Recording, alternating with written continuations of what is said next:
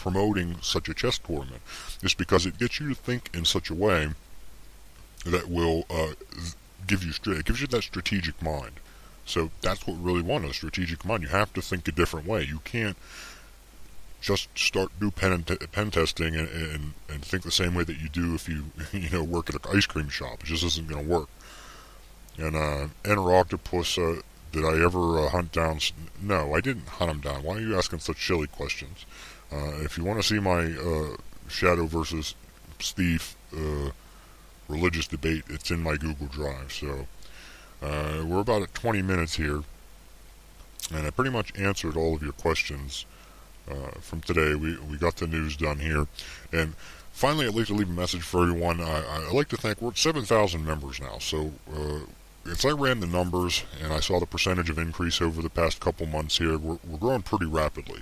So I'm going to be doing lots of new things, lots of new kinds of topics to talk about and interaction. So I really would like to thank all the members and users for their support and their posts, and they're helping other users. It's really great in here with the no advertising. People try to sneak the advertising by every now and then. So don't forget to please follow me on Facebook and Twitter. It's not a matter of me getting followers, it's a matter of growing the community. The more exposure that we have, the more people we get into the community, the more expertise we have. So we want as many people in here as possible, offering their expertise, to everyone else. So as this community grows, help it grow. Follow me on Twitter, Facebook, and follow some other members in here. We want to create a great community. So finally, this is Shadow here, signing out from show 3. Stay tuned for the next. So everyone, that's the show for today. I hope you enjoyed it. Please make sure to post your questions for show 4. This is Shadow, signing out.